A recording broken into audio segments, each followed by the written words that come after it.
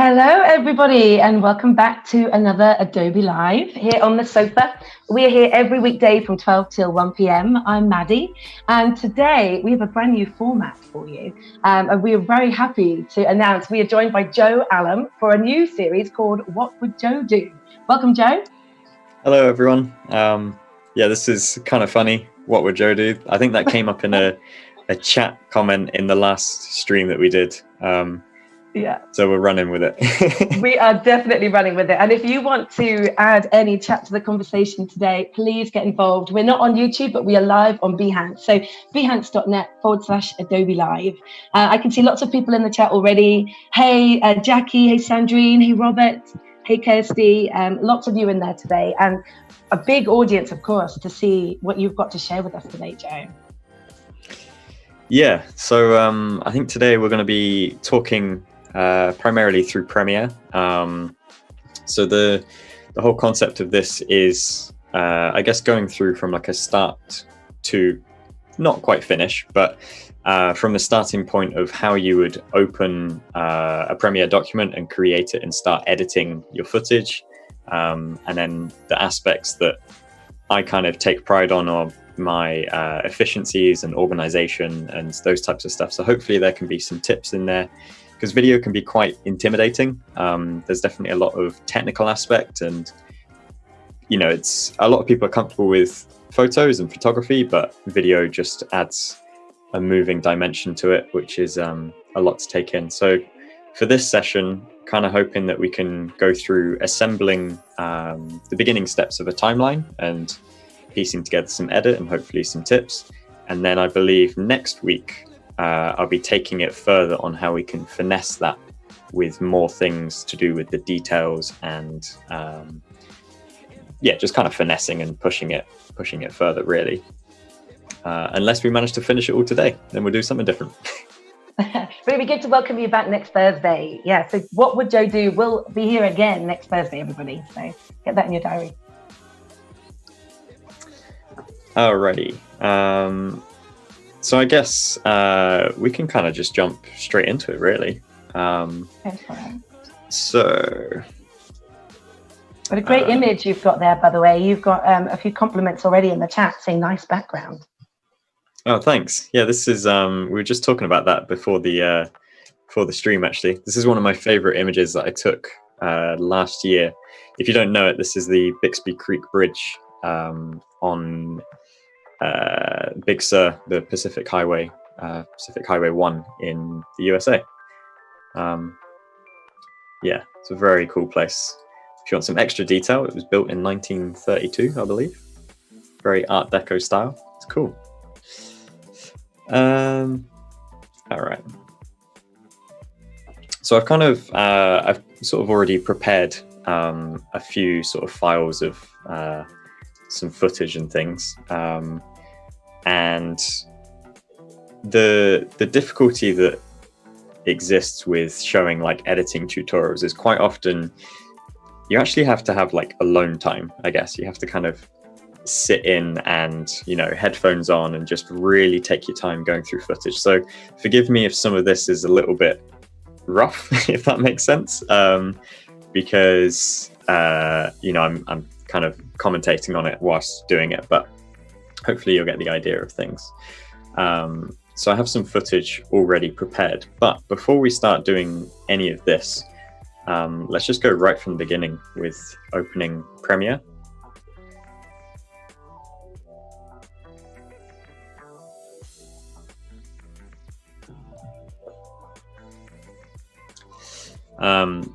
Okay, so the outset that I'm going to go from is creating a template file first, and then I quite often use the template file as a way to push my workflows faster later down the line. So I kind of have this this mindset of I hate repeating myself.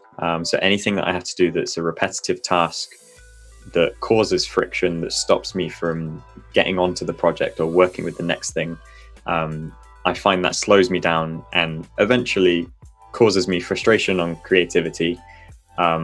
And evidently you end up losing business revenue if you're wasting time. So what I'll do here is I'll create a brand new project. And from here, this will then become the base of our template. And then I'll show you how I utilize that to go further. Also, if I start going too fast or rambling and waffling, then let me know. I have a tendency to do that. Don't worry. All right, so straight up, we're just going to call this our template. This is the new project, and I like to version control everything. So it's just a underscore v1, and we choose where we're going to put it. So I'm going to create a new folder in here. Just call this one template live. Okay.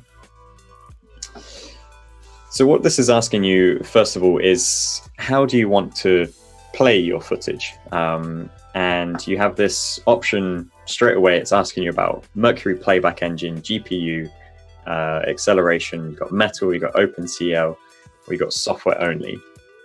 So many people stumble at this from the get-go. Essentially, this is asking you, how do you want your computer to handle the footage in terms of its visual output? Where do you want the power to come from? If you have a powerful computer, if you use, say, like a MacBook Pro or an iMac or a desktop PC with a decent enough graphics card, the recommended option is most likely going to be the best option for you. This is going to use your graphics card to offload a lot of the performance rather than using your CPU, your processor. So the GPU acceleration is like a great way of just sort of boosting it. If you're having issues, say you've got a lower spec computer and it's maybe not performing up to scratch, this is one of the first areas that you can downgrade to a software only approach. And that way it's not using the hardware acceleration. And things can be a little bit slower, but they are more stable. But for me, I'm going to be using the Metal, which is Apple's built-in GPU acceleration. We come down to display format. We've got time code, or we've got these analog measures with feet and frames from old film style. We can just leave that on time code. Time code is just a digital time format. We can leave the audio on audio samples. Everything here is pretty much all good to go. This one we don't even have choices on. Scratch disks, again, this can cause a lot of confusion with people. Like, what's a scratch disk? Do we have an itch? So with these locations, this is essentially a way of saying, where do we store the temporary files that Premiere is going to create that will help speed up the performance? If you have external hard drives, that can actually help offload the, I guess, the drag on the hardware, because it's not having to reference everything from a same location. So if you imagine you have all of this footage and everything is constantly on this one particular hard drive, especially if it was a physical hard disk drive rather than a solid state drive, that's a lot of intensity on a single drive. If you have scratch disks, it's a way of putting the preview files, the sort of semi-rendered files, everything that's sort of in the working from the software, it can relieve the stress and use these as scratch disks. We're not going to be going too heavy, so I'm just going to leave everything as is, which is in the same as project, and that just keeps everything in the project folder nice and tidy. And likewise, ingest settings. Ingest is just the term for how you add footage to your projects. So we're just going to create a brand new project. So that's good that we can go with the recommended options, because I use Premiere Pro a lot, but I've never gone in to those other options and clicked through any of that. I've always just said name, title, okay. So that's good to see. Good to hear. It's definitely an open and just, I love that. Yeah. All right, so we've now got our Premiere open. This is, we've actually jumped the gun slightly because this has already got my workspace set up. So if we go to what would be, what's the default one?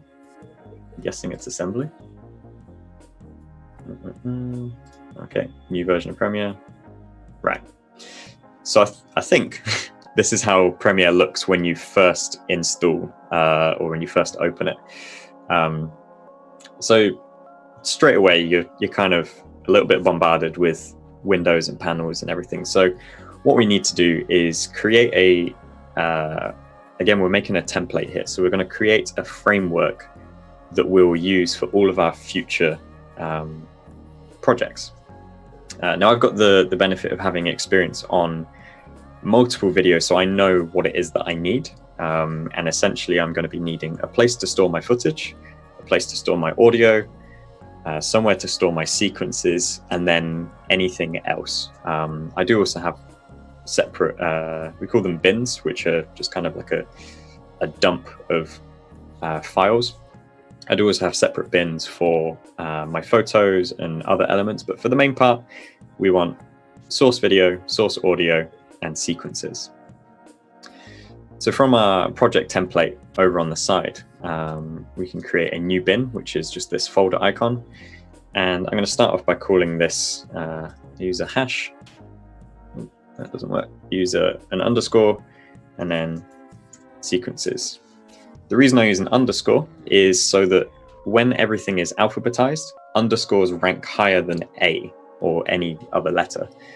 So the aim here is that I'm going to have everything in my bins. And if I have anything that's not in a folder, it's going to drop to the bottom. So therefore my bins are always kept to the top. That's a quick little tip there that also works in Finder and other file managers. So I'm going to create another one. We're going to call this one source video and source audio. That needs to be independent. Okay, you could even go one step further, and instead of an underscore, you could label these with actual numbers to keep them in the audio that in the order that you want. So I could even do this is that and that is there. I'm just gonna sort by name. And Joe, what's the danger of not creating bins and just bringing in content from your media browser? Symptoms include migraines, nausea, all sorts of headaches. Okay. It's I think it's very good practice to keep things as organized as you can from the start, because what generally happens is when you have your projects, from the moment of the beginning, things just get faster and faster paced. Whether that's your own deadline or whether that's deadlines with clients or team workers or anything like that, the further down the line you get, the tighter it becomes. And the first thing that always disappears, especially when working with a team, is organization. As much as you try and stay on top of it, when push comes to shove, things become a mess to, just ship the final release. So being upfront with your organization just kind of gives you a head start. It keeps you in the priority of it. And likewise, creating a template like we are here means that from project to project, you're always going to have a familiar interface. You're going to have the same setup, so that if you're, revisiting archive footage or archive projects, you're kind of familiar with it because it's been set up and it's been sort of rigid. Likewise, I always take the approach, even though I'm most of the time I'm editing either just myself or with my partner Ellie. We're a pretty small team on that, but I always take the approach of what would happen if someone else opened this, someone who is new to the file. And if you have that approach, you'll always be thanking your future, or your future self will always be thanking your past self, because whenever you do open those old files, and you'll think, oh, I'm so glad I kept that organized. It really helped me out. Yeah, it's definitely worth doing from the beginning. Organization is key. I know Emma's happy to hear that in the chat.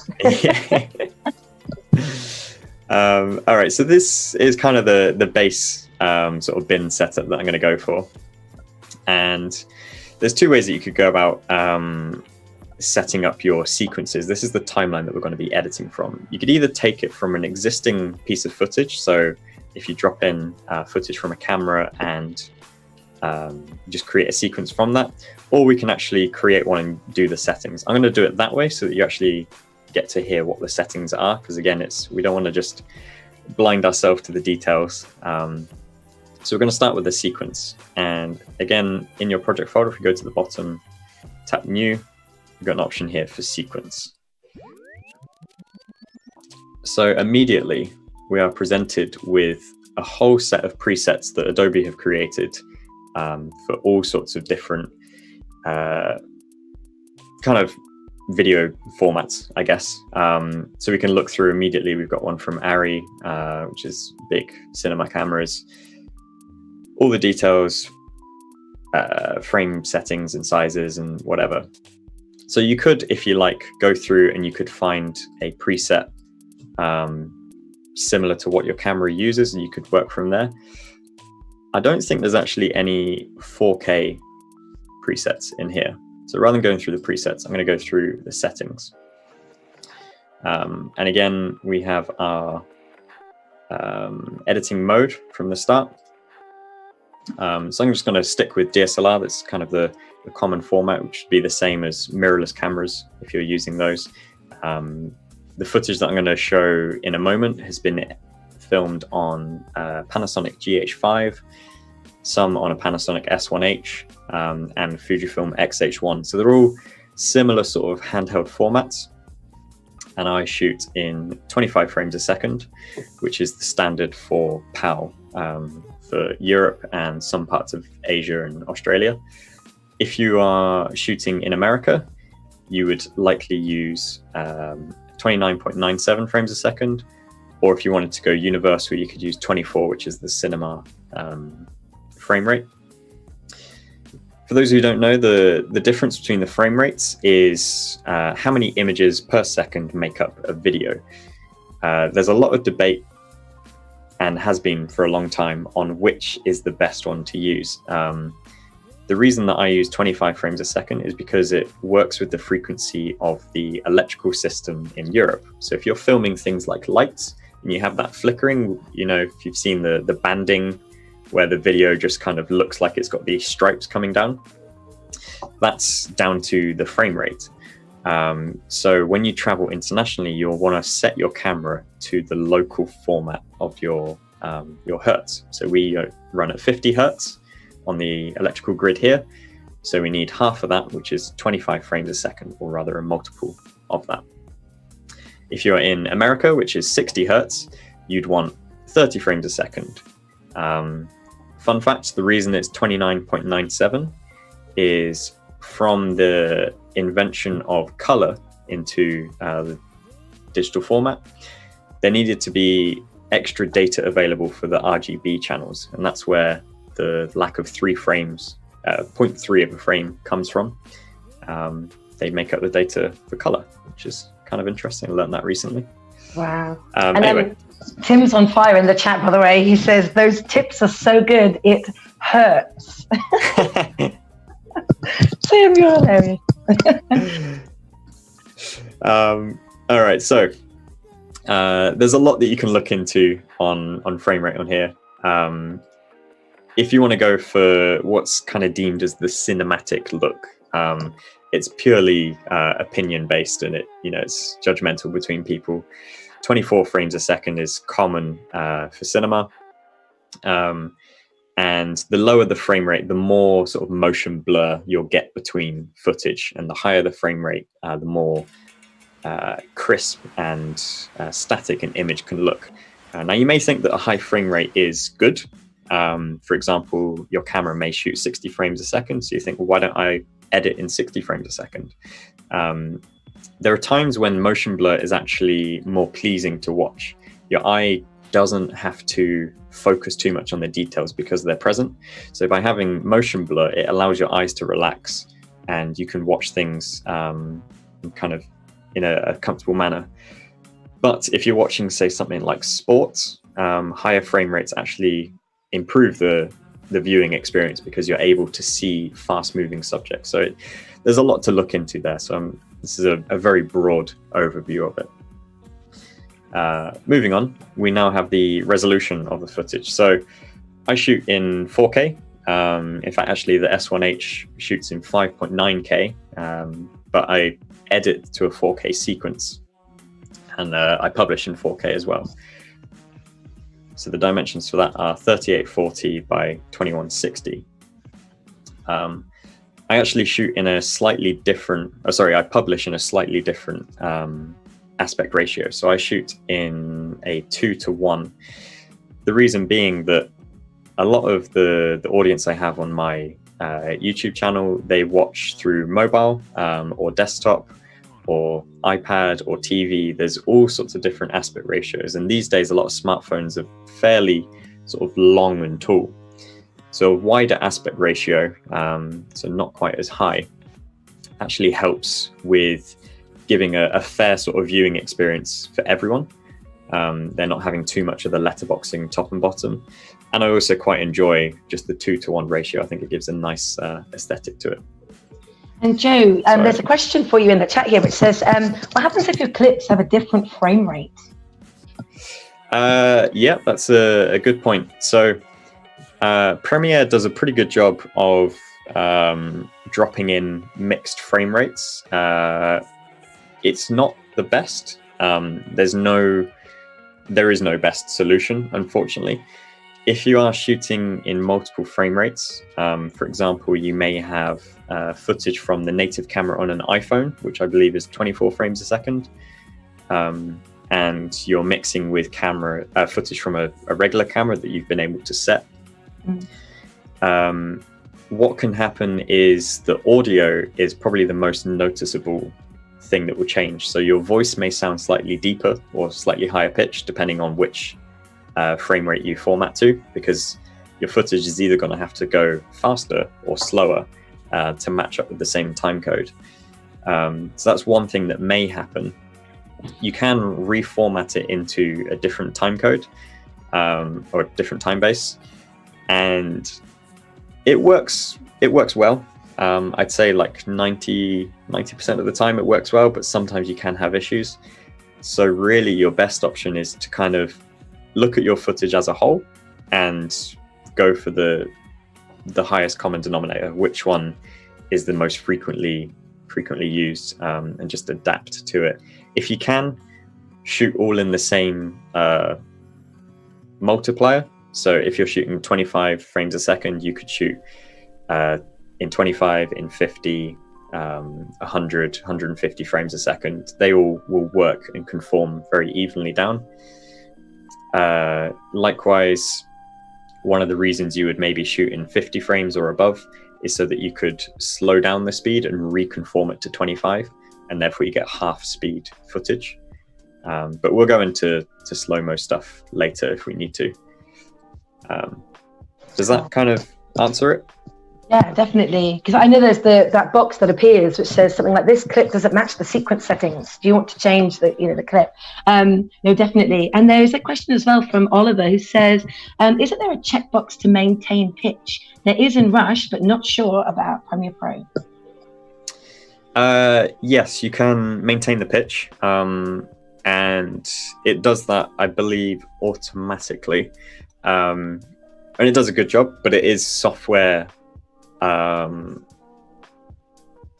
like amplification, that's the wrong word, but it's software manipulated. So it is having to do some sort of guesswork, I guess, to make sure that it targets the right, and it does that well most of the time. But I have had times where I've dropped footage in and you listen to it back and you think like, something's odd here. Like there's something very odd, because it's a minute difference, but if you've got footage next to each other, you can really tell on the audio for things. Or sometimes you may get footage, if it's particularly fast moving, you can see like a stuttering, and you may not be able to see it specifically. And if you don't have the trained eye for it, you're not quite sure what's happening. And for prolonged periods, you can even develop headaches because your eye is having to try and catch up.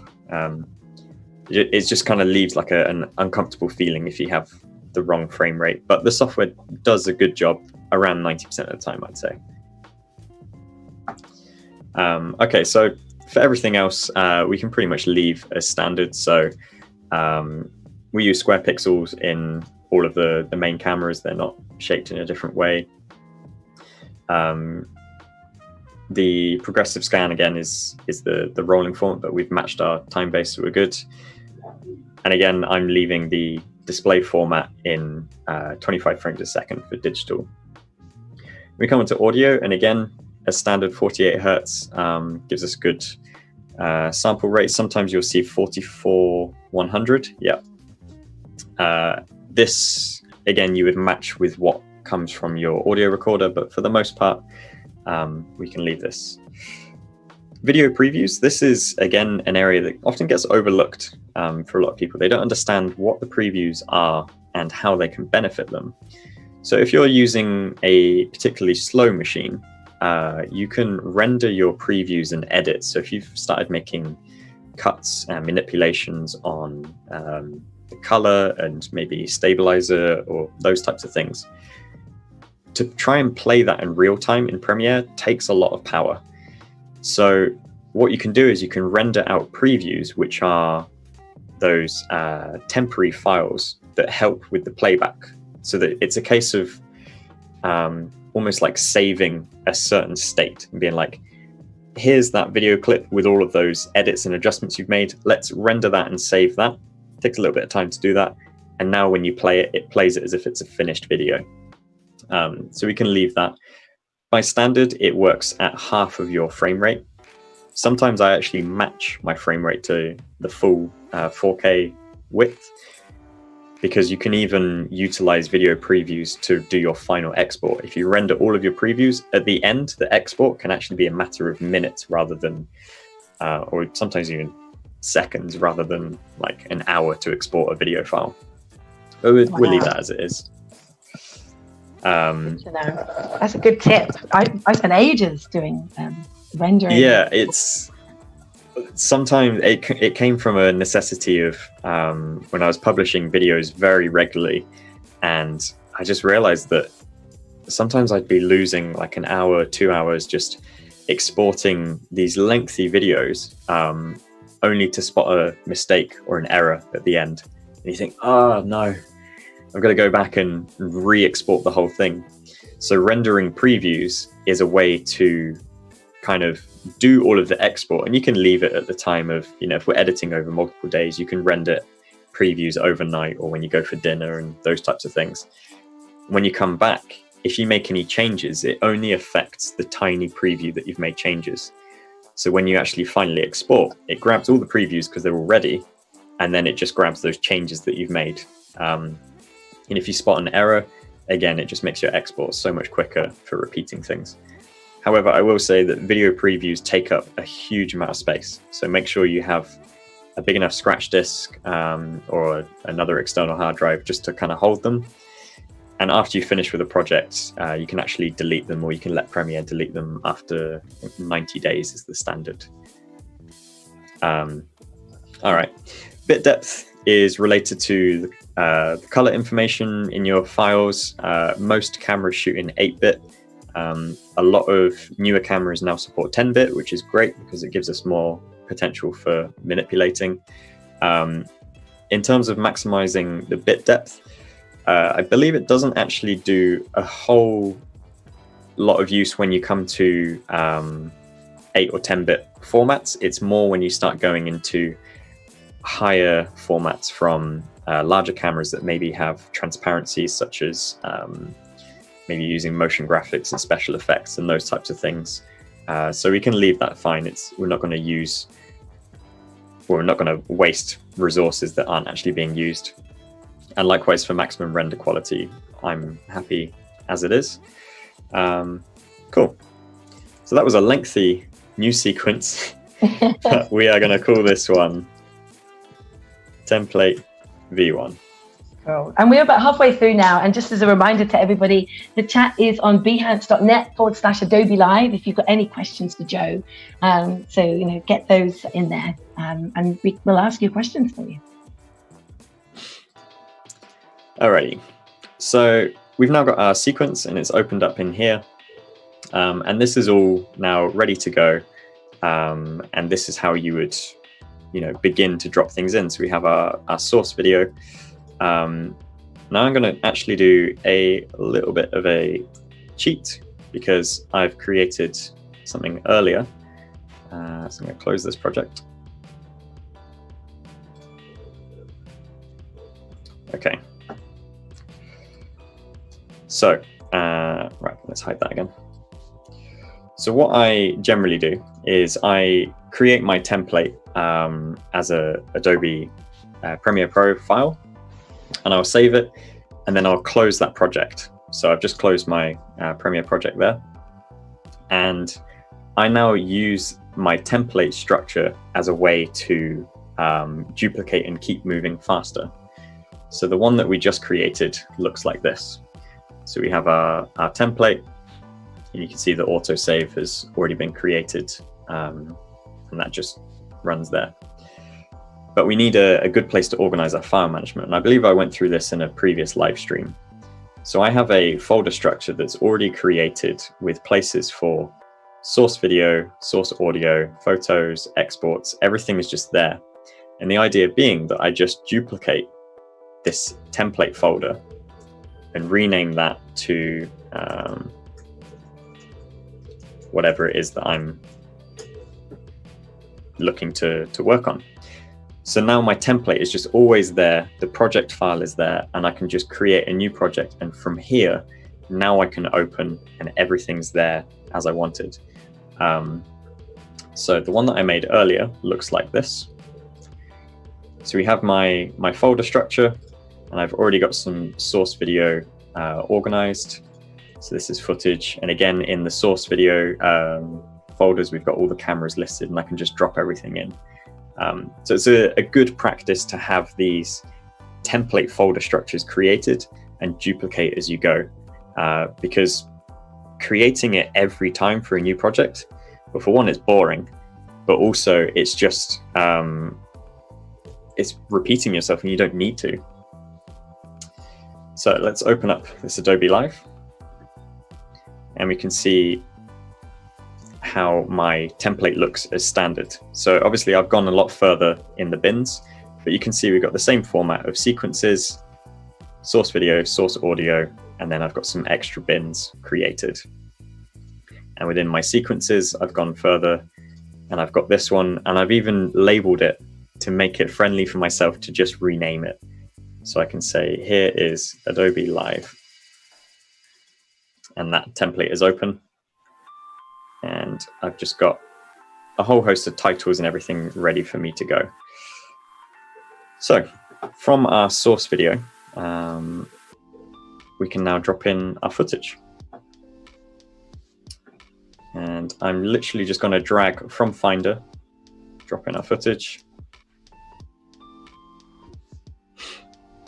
And that's just going to import everything. And it only takes the folder that exists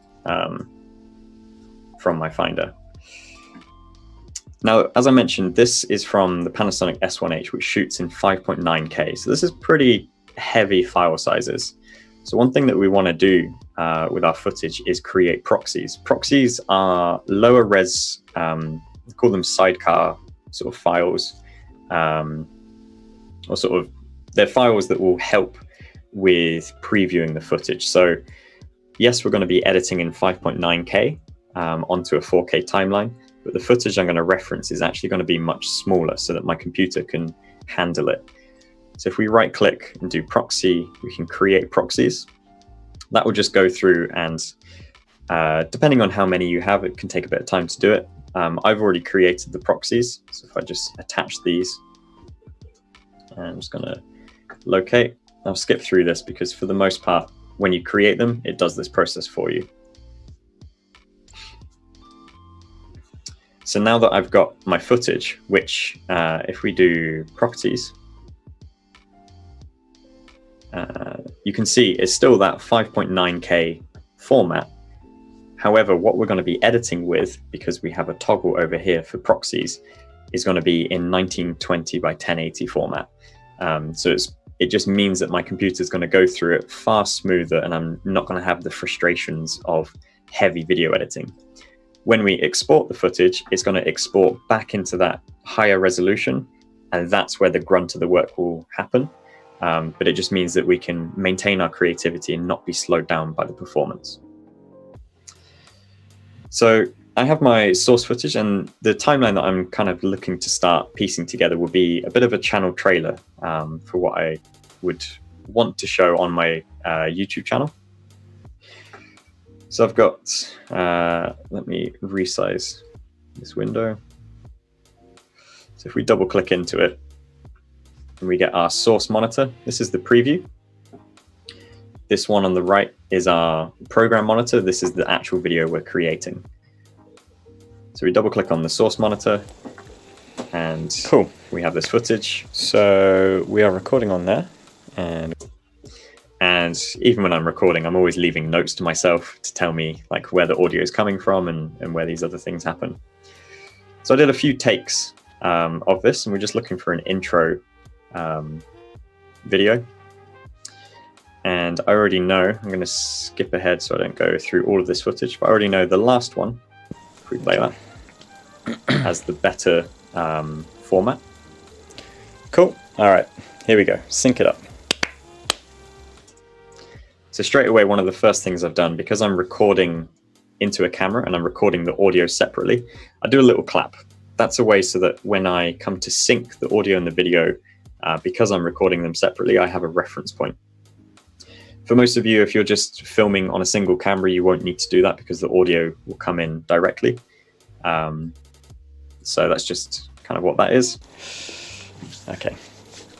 I'm just going to play. Hey, how's it going, everyone? My name is Joe Allam. I am a travel photographer filmmaker specializing in creating content about the creative travel lifestyle. Cool. So that first take is pretty good. So in my source monitor, what I'm going to do is get it back to the beginning. I think I know what I'm saying. Okay. And just before the start, I'm going to pause it and press I on my keyboard. So the way that I'm going to build this timeline, and there's two ways you can do that, is by setting in and out points on your video footage. So I set I, and you see this interface here. Hey, how's it going, everyone? My name is Joe Allam. I am a travel photographer filmmaker specializing in creating content about the creative travel lifestyle. And I can then press the O, and that creates an out point. You now see it's sampled this very small area. I can drag and drop and bring that into my timeline, or I can hit the comma or full stop icon.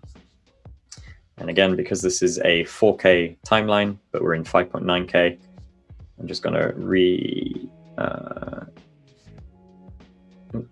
resize. Oops. Let's set the size. Sorry, I'll just do that so you can see it. There we go. So now we have our footage, and I'm able to just build up the timeline very easy.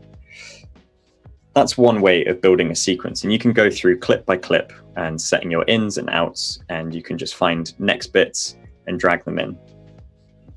That's probably the most popular way of making editing, but I'm going to show you how I quite often edit, and there can be argument of whether this is faster or slower. So I'm going to delete that and go back to here, and I'm going to clear my ins and outs. So if we just drag the whole video clip onto my timeline.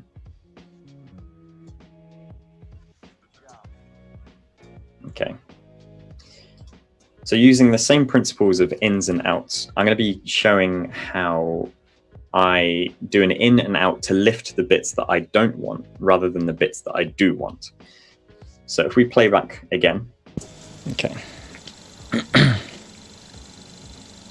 So I already know from the start. Cool. All right, here we go. Sync it up. I think I know what I'm saying. This all needs to be cut. if we enlarge this just by scrolling, I can see on the waveform that here's where I'm about to start talking. So I know that from here, I'm going to cut everything that happened before. So I can just do a little keyboard shortcut for Q, or I can drag this, and Q just chops everything beforehand. Now we can play from the start. Hey, how's it going everyone? My name is Joe Allam. I am a travel photographer filmmaker specializing in creating content about the creative travel lifestyle. Feel free to check around the channel, and if you like what you see, make sure you subscribe and hit the bell notification to get updates on those future videos. All right, so now we got to a clear pause, and I can see it in the waveform again. If I zoom in, you can kind of see the dips where the audio drops. So when I'm recording, I know to make sure to leave a good enough space so that it's easy for me to spot when I'm editing. And here's a little trick I do. So I now set an in and an out point for the bits that I don't want. So in the sequence monitor, I tap an I, and you see we've got that same interface. Short, succinct, kind of fits. Let's try it again. There we go. Oops, hit the microphone. Yeah. So these are all the bits that I can take out. I can just jog back with the arrows, press O. So now I've selected what I don't want in the timeline, and I can press the apostrophe key. And you see that lifts it out of the timeline. And it's a way to skim through and find all the bits you don't want. What's also convenient about that is not only does it lift it from the timeline, but it copies it to your clipboard. So if you had an extra timeline, you were dropping in outtakes or building something else, you could go and just Command V to paste it there. So I've got another Hey, how's it going everyone? My name is Joe Allam. I am a travel photographer, filmmaker, and I create content all about the creative travel lifestyle. Take a look around the channel, and if you enjoy these types of videos, make sure you subscribe and hit the bell notification to catch updates on those future videos. I hope you enjoy it, and I look forward to seeing you in a future video. There we go. In. Let's roll. Cut that bit off and go through.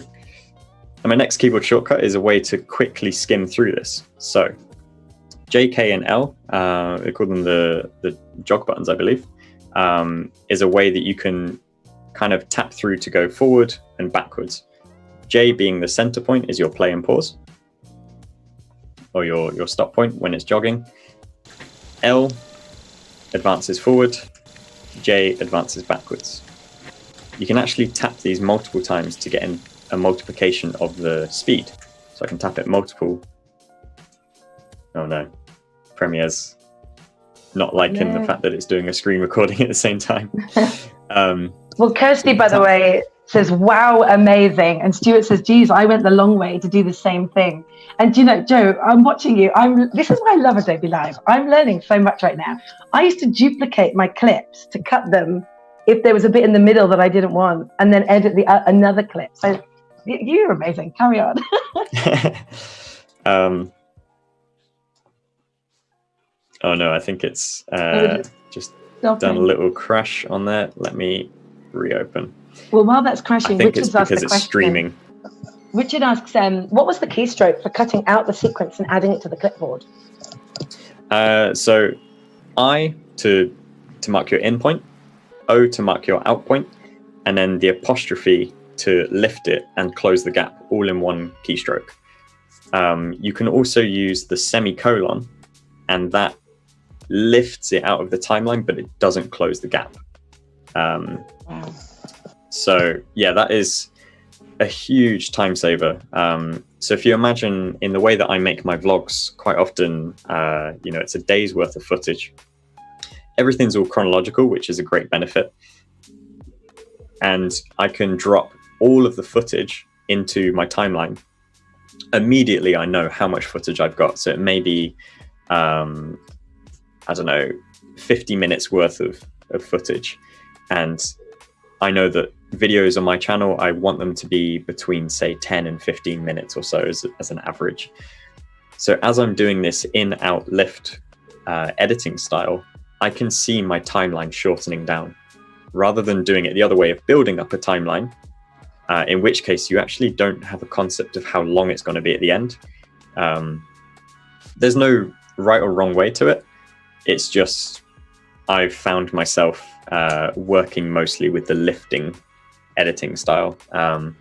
It just gives good sort of visualization of the whole project. All right, I think we're back in now. Right.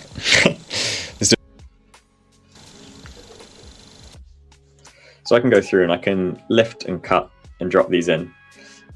And now I can sort of piece together my video.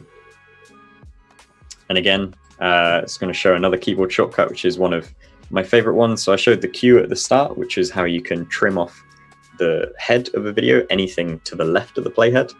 I'm going to show you W, which is how to trim everything to the right of the playhead on that particular clip you've got selected. So just tap W and you see it just closes off.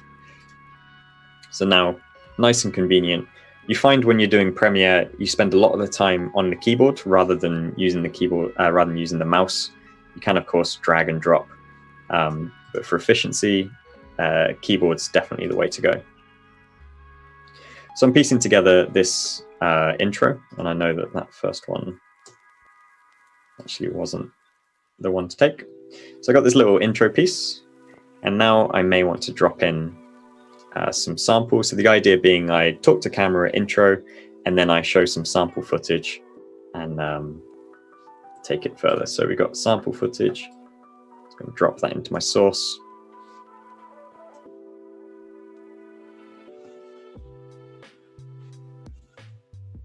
Might take a little moment. Okay, it's taking a little longer than I expected. No worries. Hey, Joe, do you have a lot of these captured in your YouTube videos as well on your channel? In terms of tutorial aspects, yeah, I do have a few Premiere tutorials. I've never actually produced one on sort of creating from start to finish. It's one of those things where when creating tutorials, you kind of have to have an understanding of where people's level is at. And sometimes it's very easy to do tutorials to the complete beginner because you know that everyone's at a sort of certain bar. When going into intermediate and advanced stuff, it's hard to know like where the viewership comes from, if that makes sense. So I've got some tutorials on some of my file management aspects, but I haven't actually got any on editing specifically. That's something I'm contemplating, because there are so many little tips and tricks, and I could spend hours. I mean, I do spend hours editing, and I always take for granted a lot of the things that I've done to speed up workflows. And yeah, hopefully some of this is kind of useful. I never really know. I think it's useful. Definitely. Well, Tim has shared the channel link in the chat, and Siobhan has already said the channel's really good. So you've got lots of compliments coming in the chat. Oh, thanks. All right, so sample footage is now in. And once again, I'm just going to attach my proxies so that I'm working with low res. And remember, if you notice, we were working with much higher resolution, and it played back smoothly, except for when it crashed on the other thing. So I need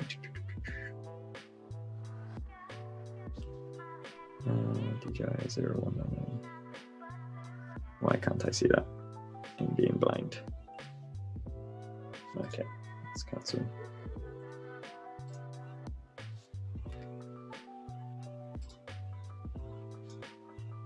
Okay, and you see what it did there is, so I selected the folder to attach my low-res proxy files, and all I had to do was attach one of them. And because all of the others are in the same folder, Premiere found all of those others. So I didn't have to attach them directly individually per file. It just finds all of them that are in a relative location, which is very useful if you've got hundreds of clips. So I have my sample footage here, and I'm actually going to double click onto this bin icon. Where did that open?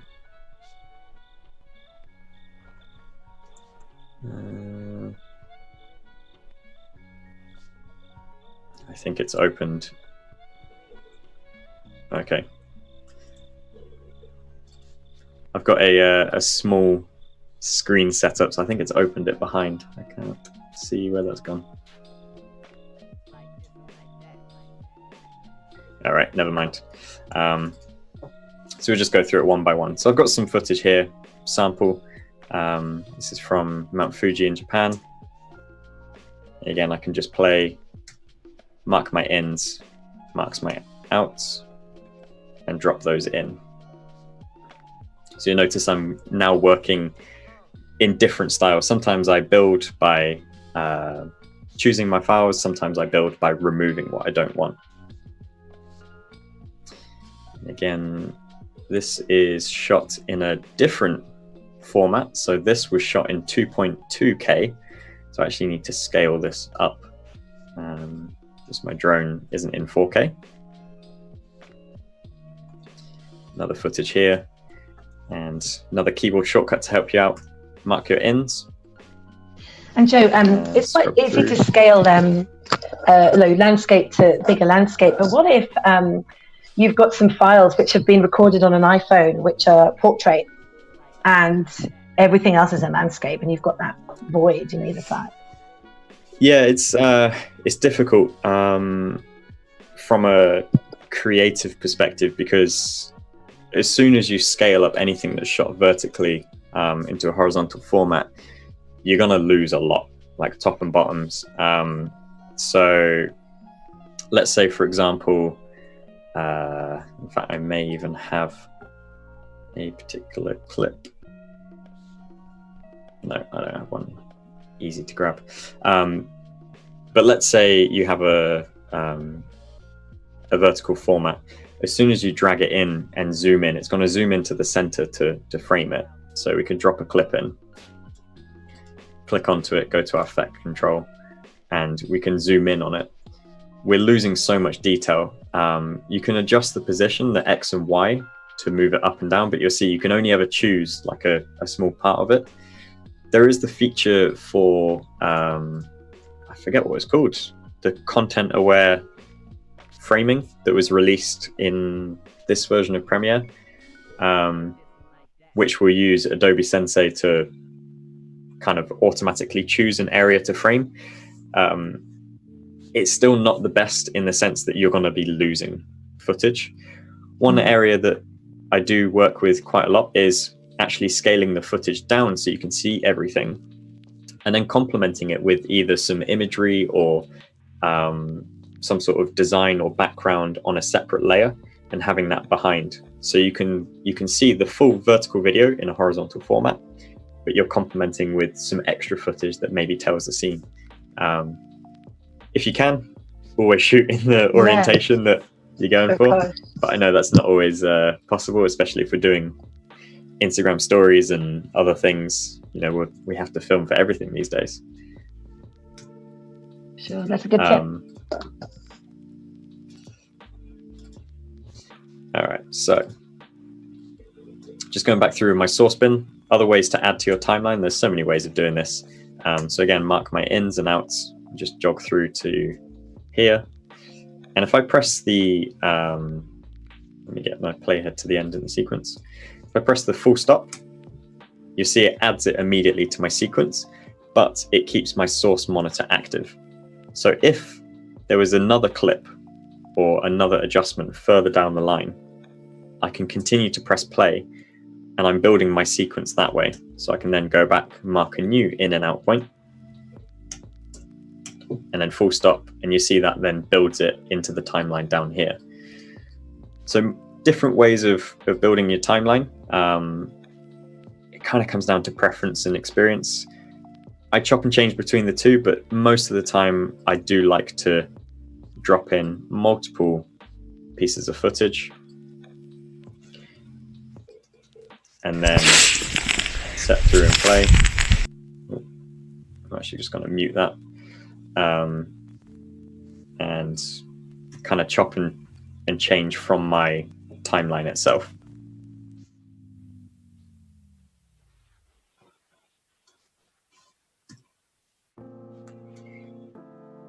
All right.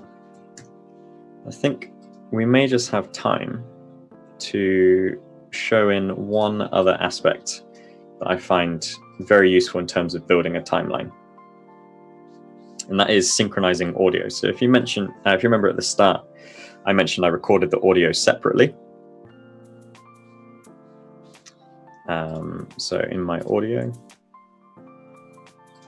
so I'll drop in the voiceover. And we've got about 5 minutes left. So if anybody has any more questions or anything, get them in the chat. behance.net/Adobe Live, and we get those answered before we wrap today. So I've just dropped in my audio, and this is just a pure audio file. Here we go. Sync it up. Remember I did that clap. So if I just drop in my audio waveform, and the reason that I do the 3 claps is because it's so easy to spot on the timeline. So you can see those very distinct peaks there of clap 1, 2, and 3. And if we look back on our original, if we go back to the start, actually this is a much longer clip, so I can't show just that. But yeah, when you're manually syncing up the audio, you can just use the peaks from the claps in the audio. There's actually a feature that's very useful in Premiere. If you select both your video and your audio, right click on it, you just got this handy synchronize button. And I can just do synchronize the audio, tap OK. And you notice it's now shifted everything into line with the audio. So now if we play from here, I've got this track muted, so we're going to be getting audio from my separate recording. To check around the channel, and if you like what you see, make sure you subscribe and hit the bell notification. It's coming out slightly delayed on my end. I don't know if that's the stream zoom. But anyway, it synchronizes your audio, and that's a great way of sort of having multiple things connected together, because it just kind of recognizes it. Those little details really help sort of speed up a workflow. So in terms of assembling my timeline, I can go through and I can sort of piece together and add things in.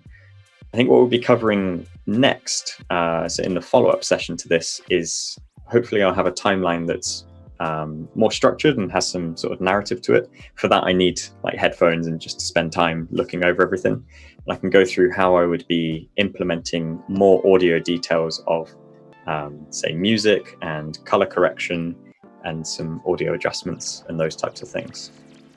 Cool. And Jackie actually asked quite earlier on in the chat about split screen. I think that was something that came up. Keen to hear a little bit more about that. And Stuart also has a question for you just now. He says, do you set your dB to lower than standard? Heard that it's a nice way to present on media due to loudness and different VTs. Yes.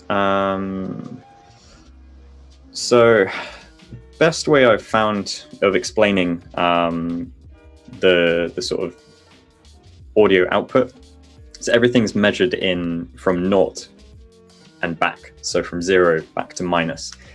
0 being if your speaker was at full power, it would just be pure noise. For audio, when talking to a camera, generally you want to be in the range. If we play back here, to get updates on those future videos. See on the audio mixer, around -6 or so is good for sort of vocals. If you have background music, then a lot lower. I generally keep mine around -24 or so. If it's pure music on a full screen with no voiceover, I'll keep it to around -3, -4. Music is actually mastered to as close to 0 as possible to get the most out of a speaker. But when watching on video, it can actually be a little bit jarring. In fact, I hate it when you're watching someone and they're talking and it's at a comfortable volume, and then the music comes in, it's really loud. So yeah, I do always drop. So I would actually drop my music, and I even have it set in my template to -4 as a track setup already. Does that kind of answer it, I guess? Definitely. I've never thought of doing something like that, but you're right. As a viewer, it's a big change, isn't it? And it does make you kind of flinch a little. So, no, definitely. Well, do you know, there's lots of compliments for you today, Joe. What would Joe do? This format will continue. We'll be back next Thursday. And also, Sean has requested that he'd love to see your photography workflow in Lightroom and Photoshop in a future stream. So, some possibility there. We could see some more of your work and your amazing photography. Yeah, I'd definitely love to share that. Fab. Well, thank you so much, Joe. Thank you for everyone joining us today at Adobe Live. As I said, Joe will be here again next Thursday. And so we'll see you again soon. Bye, everybody. Thank you. See ya.